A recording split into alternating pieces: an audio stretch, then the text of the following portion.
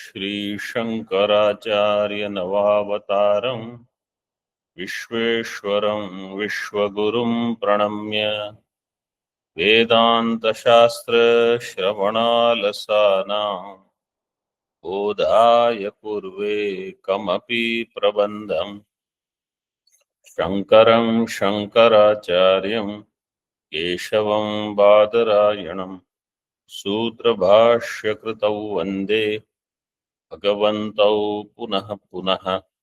ईश्वरो गुरुरात्मेति मूर्तिभेदविभागिने व्योमवद्व्याप्तदेहाय दक्षिणामूर्तये नमः।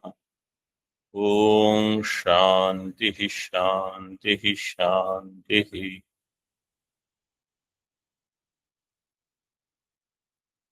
सिद्धांत बिंदु दश श्लोकी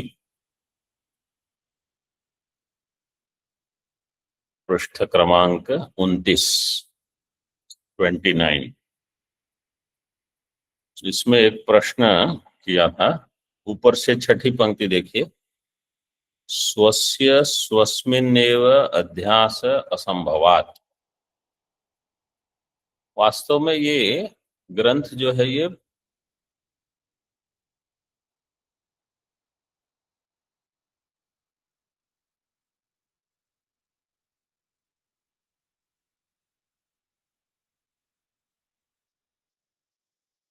पूर्व पक्ष ग्रंथ चल रहा है।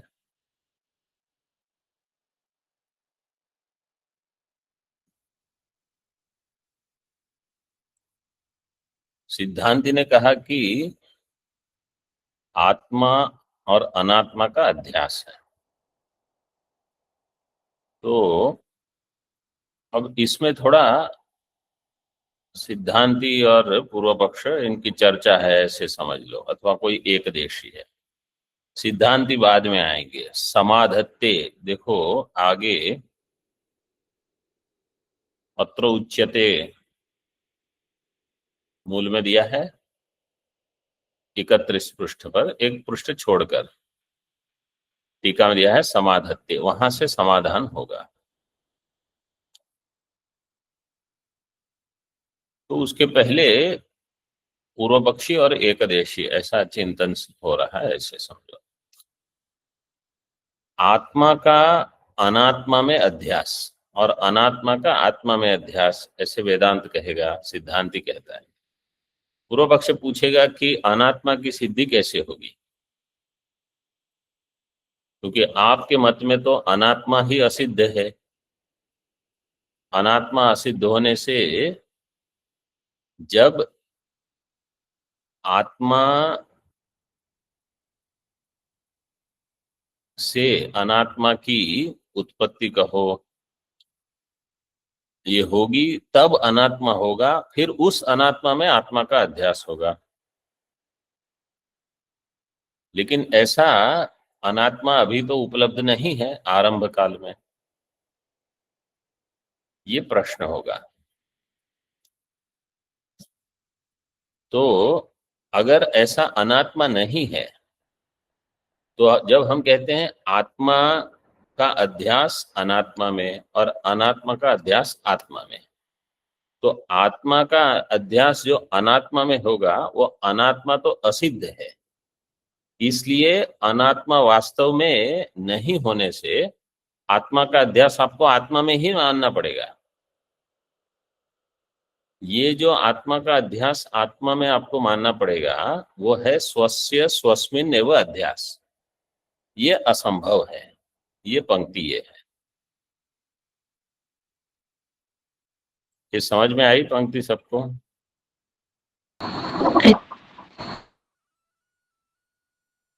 जैसे रज्जु में रज्जु का अध्यास नहीं हो सकता, रज्जु में सर्प का अध्यास हो सकता है, ऐसे आत्मा में आत्मा का अध्यास नहीं हो सकता। आत्मा में अनात्मा का अध्यास होगा और अनात्मा में आत्मा का अध्यास होना चाहिए, लेकिन अनात्मा सिद्ध नहीं है, ये बताया। आगे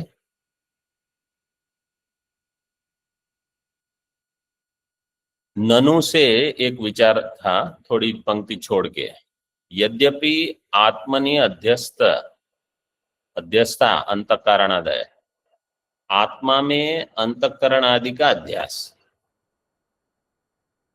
और उस जो अनात्मा है, अंतःकरण आदि अनात्मा है, अंतःकरण अध्यास के लिए कुछ सादृश्य चाहिए। तो जो दोष सादृश्य है वो हो, तब आत्मा में अनात्मा का अध्यास होगा। ये समझ में आया? समझ। सबको समझ में आया कि नहीं? जी Swami ji. Yes, Swami. If you can explain again, Swami. आत्मा में अनात्मा का अध्यास होगा। अध्यास की सामग्री क्या है? सादृश्य। अध्यास होने के लिए पहले सादृश्य हो तो अध्यास होगा।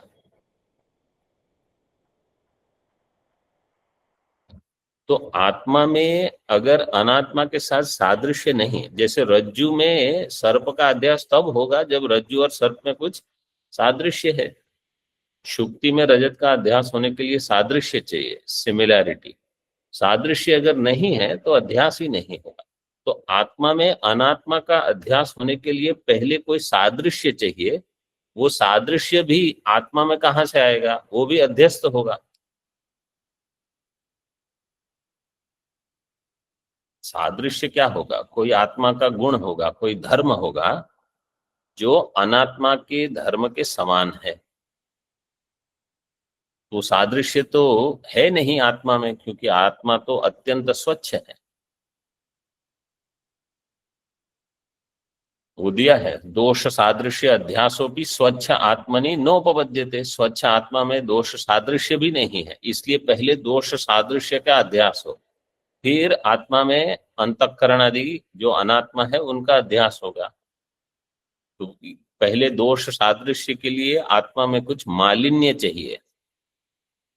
ठीक है, इसलिए सिद्धांति क्या कहेगा कि आत्मा जो है, अथवा पूर्व पक्ष आक्षेप कर रहा है, ऐसे समझो कि आत्मा स्वच्छ है, उसमें दो अध्यास हो गए अभी। एक पहले दोष सादृश्य, उसके बाद अंतःकरण आदि। दोष सादृश्य अनात्मा है, अंतःकरण आदि भी अनात्मा है।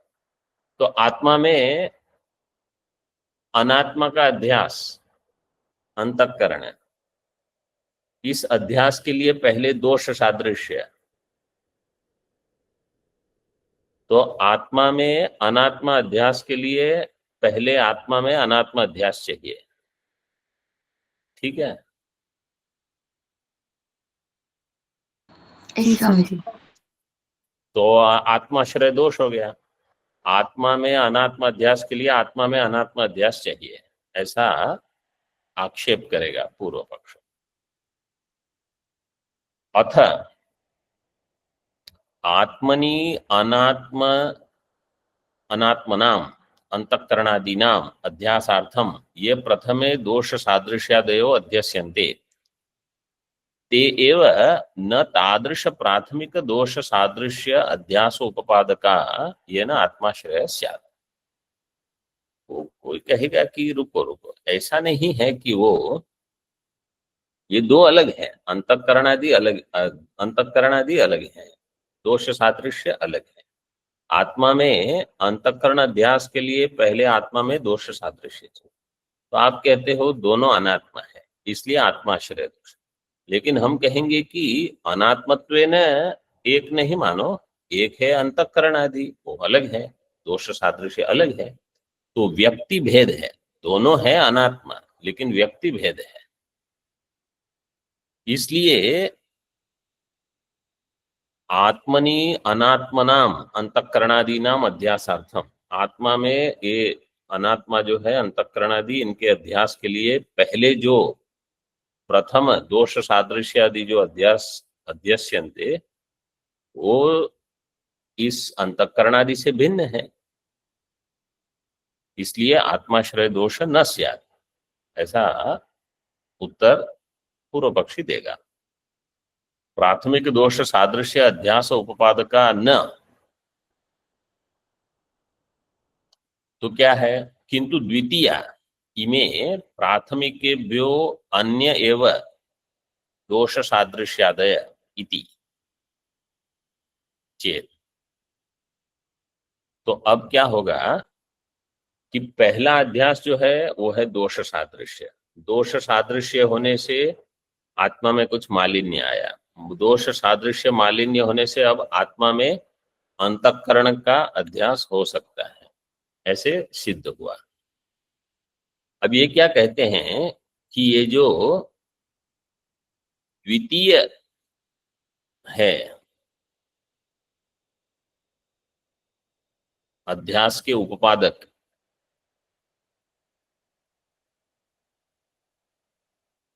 वो प्राथमिकेभ्यो अन्य, किंतु द्वितीया एव प्राथमिकेभ्यो अन्य एव दोष सादृश्यादय इति चेत।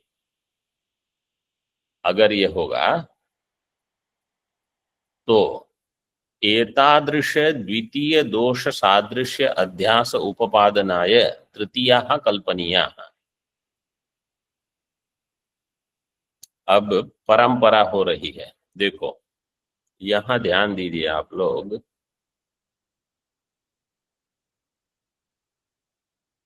आत्मा में अंतःकरण का अध्यास चाहिए, अंतःकरण अध्यास के लिए पहले सादृश्य चाहिए, सादृश्य होगा तो अंतःकरण का अध्यास होगा। वो सादृश्य आत्मा में कहां से आएगा? वो भी अध्यस्त करना पड़ेगा, अध्यास वो से। भी अलग। तो इस अध्यास के लिए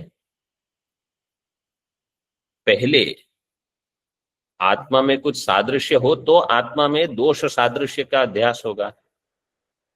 इसके लिए इस दोष सादृश्य अध्यास के पूर्व में अन्य दोष सादृश्य की आवश्यकता होगी।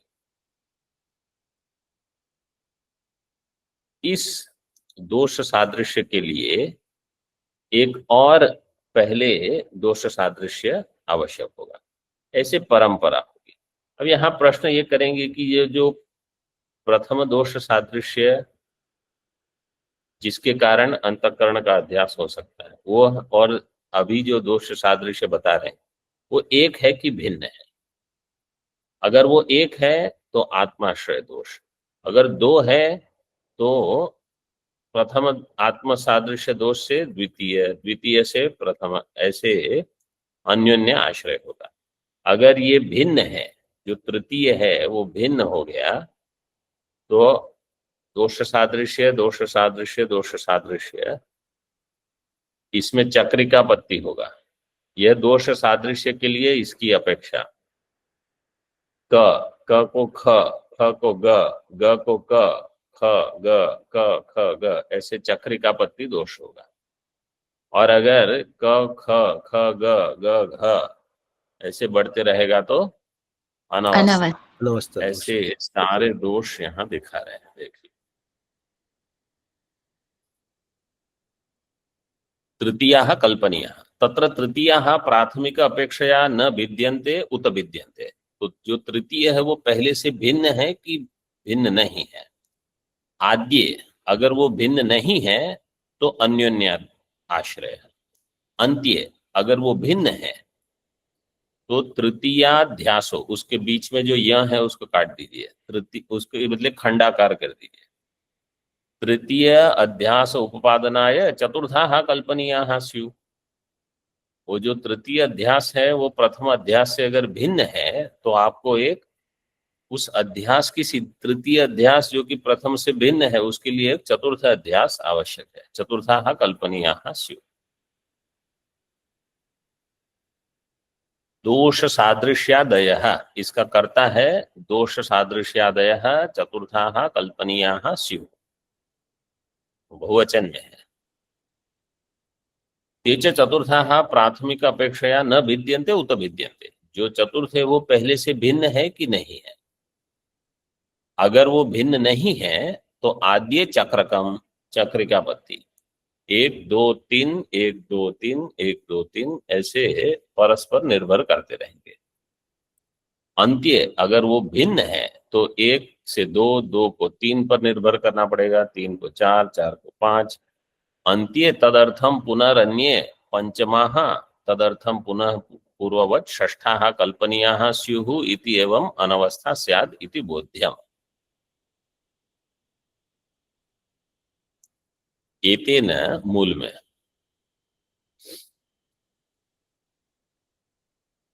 आत्मा अनात्म अध्यासस्य आविद्यकत्वात् न विकल्पावसर इति अपास्तम।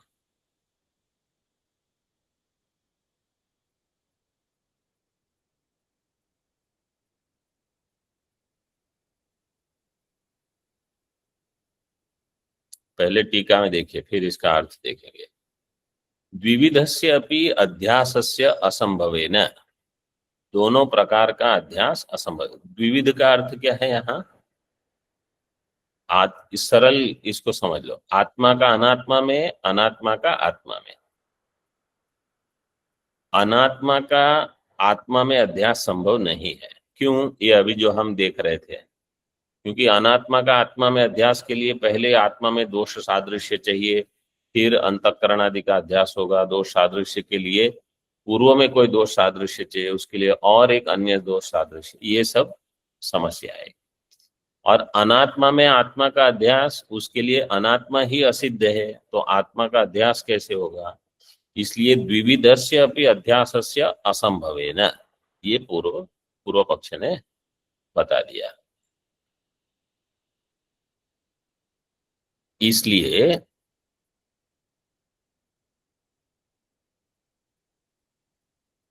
सिद्धांत यहाँ क्या कहता है? आत्मा अनात्म अध्यासस्य आविद्यकत्वात् न विकल्प अवसर इति ही अद्वैतवादिनः उक्ति।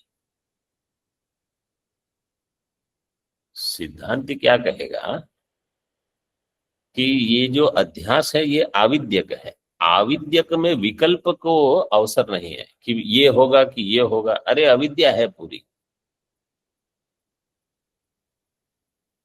अविद्या में रहकर जब हम चिंतन कर रहे हैं तो आपको पहले ये हुआ कि पहले ये हुआ, ये प्रश्न का समाधान कभी नहीं होगा। पहले अंतःकरण का अध्यास हुआ कि पहले सादृश्य आया, अथवा पहले अनात्मा की सिद्धि हुई, फिर उसमें आत्मा का अध्यास हुआ। मतलब पहले रज्जु और सर्प में सादृश्य हुआ, वहां तो क्या है, रज्जु जो है वो निर्गुण नहीं है, वो सगुण है। जो वस्तु निर्गुण होगी वहां सादृश्य धर्म ही नहीं मिलेगा। तो पूर्व पक्षी की सोच ये है कि सादृश्य होगा तो अध्यास होगा। सिद्धांत कह रहा है कि बिना सादृश्य के भी अविद्या मात्र से अध्यास हो जाएगा, जैसे आत्मा अनात्मा का। तो विकल्प अवसर न इति अद्वैतवादिन उक्ति तस्य अयम भाव। उसका भाव क्या है? अध्यासो ही अविद्या परिणामः, अविद्या च स्वयं अनिर्वचनीय न केनापि रूपेण निर्वक्तुम शक्यते। अध्यास है अविद्या का परिणाम और अविद्या है अनिर्वचनीय। केनापि रूपेण, देखो केनापि रूपेण का अर्थ क्या है? सत्वेन असत्वेन उभयत्वेन निर्वक्तुम न शक्यते। ऐसे स्वरूपमेव च तस्याः एतादृशम्, इसका स्वरूप ही ऐसा है। तथा च तत्परिणाम भूत, देखो ये अंतःकरण जो मन है ना, मन का भी ऐसा है।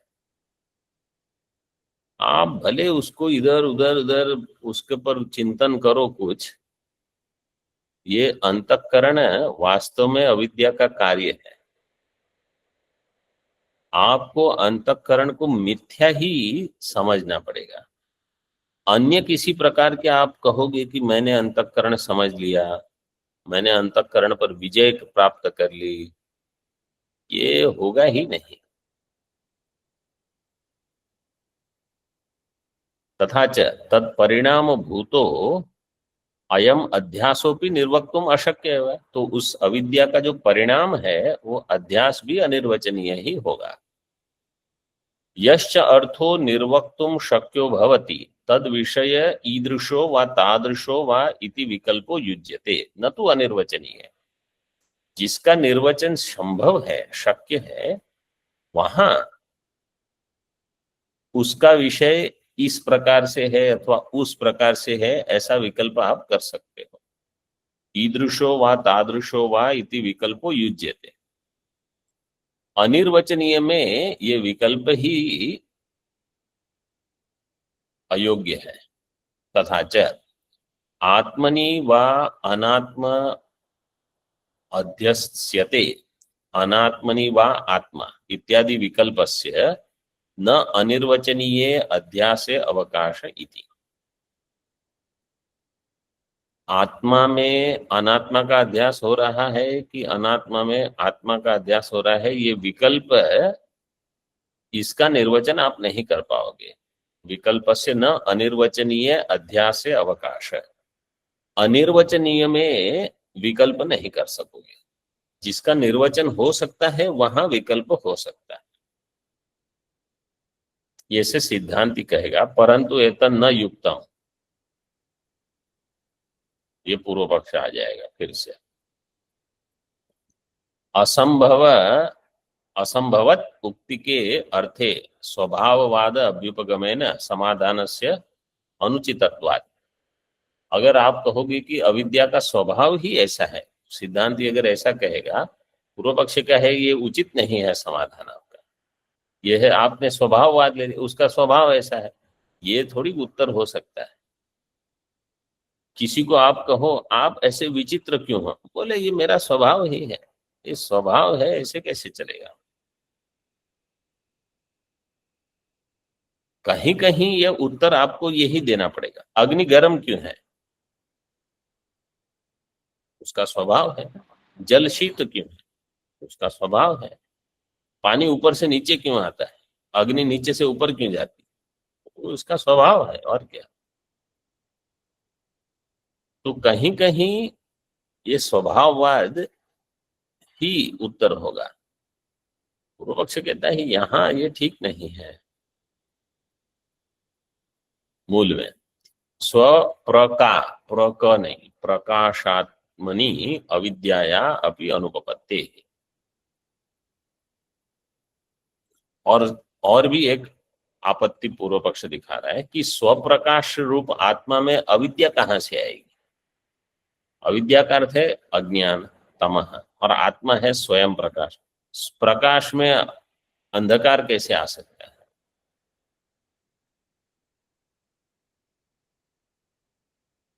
प्रदर्शित अद्वैतवादी युक्ति न समीचीना। ये जो आपने उक्ति दी अद्वैतवादी ने, वो समीचीन नहीं है, पूर्व पक्ष कहेगा। अविद्या सिद्धि उत्तरम ही स विचार है, अविद्यैव तु न सिद्ध्यति। ये सारा विचार आप कहोगे कि अविद्या निर्वचनीय है, उस अविद्या अनिर्वचनीय अविद्या से अध्यास जो अनिर्वचनीय है, इसलिए वहां विकल्प नहीं हो सकता, ऐसे आप प्रश्न नहीं कर सकते। आत्मा में अनात्मा का अध्यास इत्यादि, पहले आप अविद्या तो सिद्ध करो। अविद्या की ही सिद्धि नहीं कर पाओगे। क्यों? तथा ही साध्यस्ता अनध्यस्ता, वाह, वो अविद्या कैसी है, साध्यस्ता की अनध्यस्ता। मतलब अविद्या अध्यास के सहित है कि अविद्या बिना अध्यास के है। अगर आप कहोगे समस्त अनात्म प्रपंच आत्मा में अध्यस्त है, तो अविद्या आत्मा है कि अनात्मा? वो भी अनात्मा है। अनात्मा होने से वो भी अध्यस्त होगी। अध्यास के लिए पहले आत्मा में अविद्या का अध्यास होगा। तो आत्मा में अविद्या का अध्यास होने के लिए पहले अविद्या चाहिए कि अध्यास चाहिए? अध्यास। विद्या अविद्या। ये तो आपत्ति होगी। आत्मा में अविद्या का अध्यास करने के लिए सादृश्य चाहिए वहां। अविद्या जो अनात्मा है उसका आत्मा में अध्यास कैसे होगा? तो पहले कुछ सादृश्य का अध्यास हो फिर अविद्या आएगी। तो अविद्या के लिए अध्यास चाहिए, अध्यास से फिर अविद्या का अध्यास होगा, अविद्या का अध्यास होने के बाद जो अध्यास होगा, इस प्रकार वो कारण अध्यास और कार्य अध्यास, ऐसे दो अध्यास आपको मानने पड़ेंगे। कार्य अध्यास जो अविद्या का कार्य है उसका अध्यास आत्मा में करेगा, और कारण अध्यास जो होगा वो अविद्या का ही अध्यास करेगा। तो इसलिए यहां प्रश्न उठाया साध्यस्ता अनध्यस्ता वा तत्र आद्ये कथम न आत्माश्रयादि अन्यतम दोष प्रसंगः। अगर वो साध्यस्थ है अध्यास के सहित, मतलब पहले अध्यास फिर अविद्या,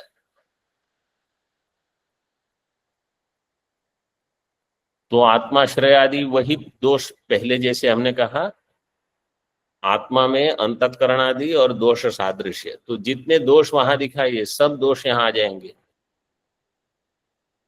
टीका में स्वप्रकाश आत्मनि सूर्ये अंधकार संबंधस्य, सूर्य उसके बाद खंडाकार डाल दीजिए, अंधकार संबंधस्य इव अविद्या संबंधस्य दुरुपपादत्वात्। स्वप्रकाश आत्मा में अविद्या का संबंध ऐसा ही है जैसे सूर्य में अंधकार का संबंध, वो हो नहीं सकता। कथम न आत्माश्रय, आत्माश्रय क्यों नहीं होगा? स्वप्रकाशस्य आत्मनः प्रकाशस्य ईषदपि तिरोधानम स्यात् चेत् तर्हि एव तत्र अविद्या अध्यासः संभवति। आत्मा जो कि प्रकाश रूप है उसमें अविद्या का अध्यास तो तब होगा ना जब कुछ दोष आएगा। जैसे यहां देखो आगे दृष्टांत में ही दिया है, स्पष्टालोके कार्स्येन प्रकाशितायाम शुक्तौ रजत अध्यासस्य असंभवात्। बिल्कुल स्पष्ट प्रकाश हो चमचमाता हुआ, उसमें वहां आपको शुक्ति में रजत थोड़ी दिखेगा, अथवा रज्जु में सर्प नहीं दिखेगा, वो तो स्पष्ट ही दिख रहा है। वो तो जहां कहीं कुछ अंधकार हो, कुछ दर्शन स्पष्ट नहीं हो रहा है, वहां अध्यास होगा। अध्यास की सामग्री में कुछ दोष आवश्यक है, तो अविद्या का अध्यास आत्मा में होने के लिए पहले दोष चाहिए, वो दोष का नाम ही है अध्यास।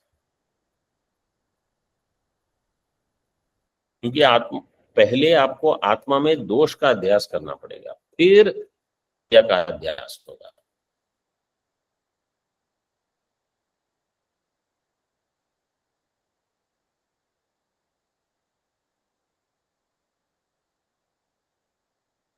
ब्रह्मसूत्र है, आत्मा में अनात्मा का अध्यास, अनात्मा में आत्मा। ये लोग बहुत इस पर भी चिंतन किए हैं, जो बाद के आचार्य हुए उन लोगों ने। मूल में ही आप देख सकते हो, सिद्धांत बिंदु जो मूल है ऊपर, उसमें ही कितनी चर्चा है, और टीकाकार ने फिर और उसका विस्तार कर दिया है।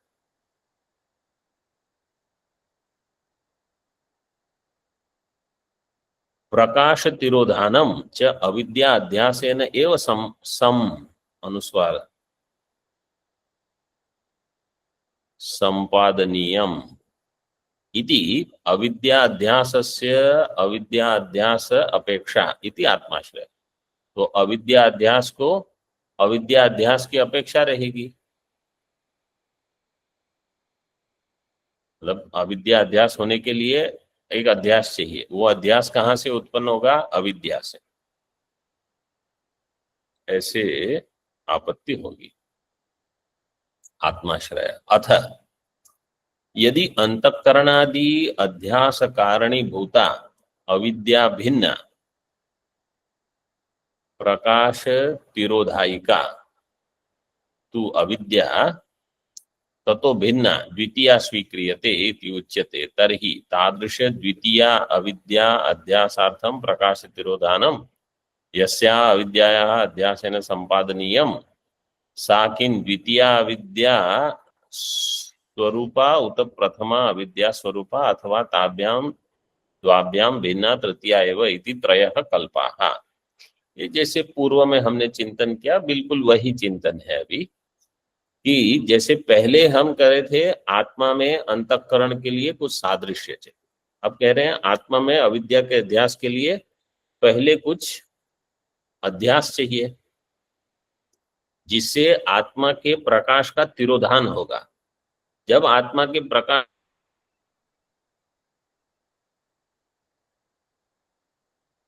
तिरोधान होगा तब अविद्या वहां भास होगा। जब अविद्या भासेगी अविद्या का कार्य शुरू होगा, अविद्या का प्रथम कार्य होगा अध्यास। तो अविद्या का कार्य होने के लिए पहले आत्मा चाहिए, वो मालिक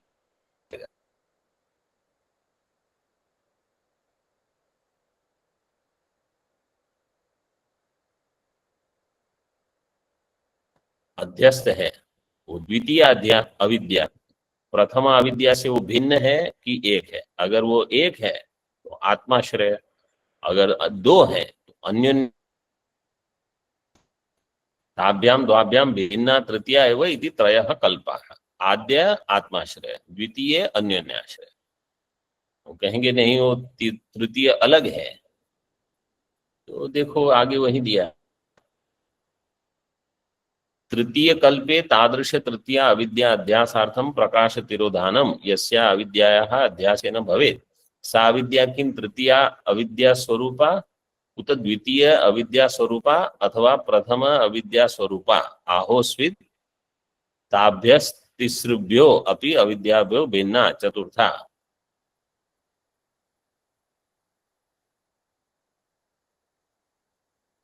चतुर्थ्या ओके, चतुर्थ्या होगा। जैसे द्वितीया तृतीया चतुर्थ्या एव इति चत्वारः कल्पाः। आद्य आत्माश्रयः, द्वितीय अन्योन्याश्रयः, तृतीय चक्रकम, चतुर्थे तो कल्पे तादृश चतुर्था। हाँ, तो चतुर्थ्या एव इति चत्वारः विकल्पाः, तो 4 विकल्प हो जाएंगे।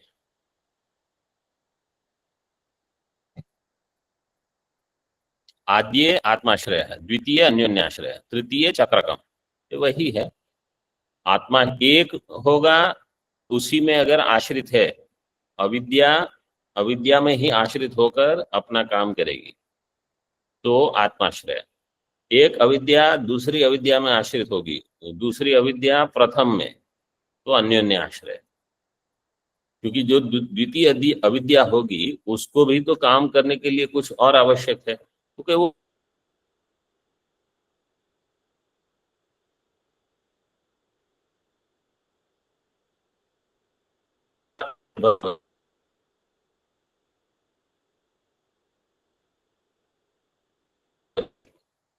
तो अन्योन्य आश्रय। चतुर्था ठीक होना चाहिए, जैसे वहां ऊपर दिया है चतुर्थ्या, चतुर्था होना चाहिए। चतुर्थ्या, इसको बाद में देख के बताएंगे।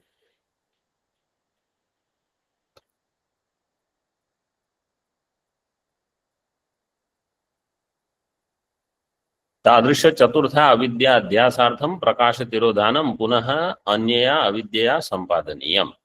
तत्रापि पुनः पूर्ववद विकल्प इति एवं अनवस्था दुरुद्धरा स्यात्। और अगर जो चतुर्थ है वो पंचम पर निर्भर करेगी, पंचम षष्ठ के ऊपर, तो अनवस्था दोष हो जाएगा। मूल में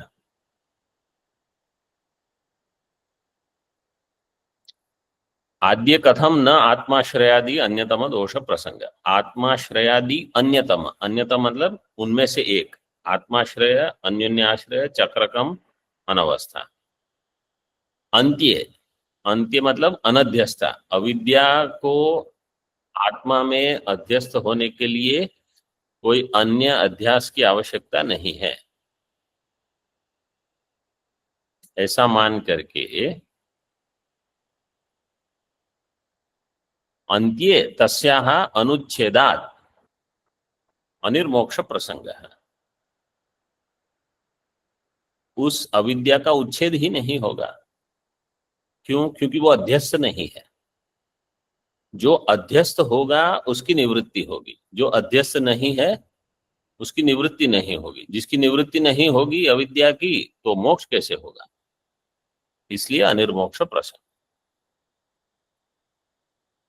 सर्वस्य अध्यास मूलत्वे भ्रम प्रमादि व्यवस्था च न स्यात्। अगर समस्त अध्यास ही सबका मूल रहेगा, सर्वस्य मूलम अध्यासम, सर्वस्य अध्यास मूलत्वे, अध्यास मूलम यस्य सर्वस्य तत्सर्वम अध्यास मूलम, सर्वस्य अध्यास मूलत्वे भ्रम प्रमादि व्यवस्था च न स्यात्। सभी चीज अगर अध्यस्त होगी तो प्रमा कहाँ है और भ्रम कहाँ है? ये व्यवस्था नहीं होगी। कहीं भ्रम है कहीं प्रमा है, ये तो हो सकता है। टीका, अविद्याया अनध्यस्तत्वे तस्या आत्मनः इव पारमार्थिक सत्यत्व अवश्यम भावात्।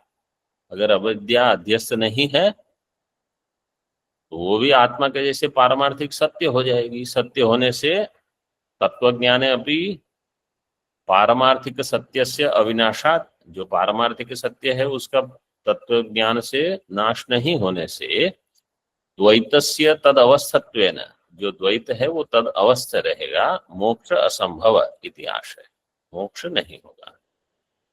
और सर्वस्य के लिए दिया सत्यायाः शुक्तेः ज्ञानम प्रमा, सत्य शुक्ति है उसका ज्ञान प्रमा है।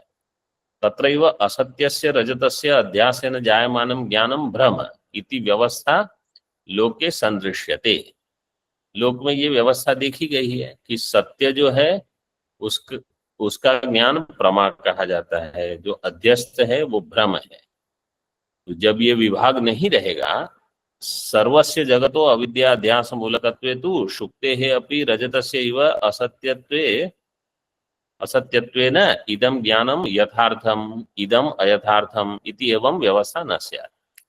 पूर्व पक्ष क्या कह रहा है? आप कह रहे हो पूरा ब्रह्मांड ही ब्रह्म में अध्यस्त है, तो प्रमा कहाँ होगी? सब भ्रांति ही होगी। तो भ्रम प्रमा ये यथार्थ अयथार्थ की व्यवस्था, इसका विवेक नहीं होगा। ओम पूर्णमदः पूर्णमिदं पूर्णात् पूर्णमुदच्यते पूर्णस्य पूर्णमादाय पूर्णमेवावशिष्यते। ओम शांति शांति शांति। शंकरं शंकराचार्यं केशवं बादरायणं सूत्रभाष्यकृतौ वन्दे भगवन्तौ पुनः पुनः। ईश्वरो गुरुरात्मेति मूर्तिभेदविभागिने व्योमवद्व्याप्तदेहाय दक्षिणामूर्तये नमः। ओम शांति शांति शांति।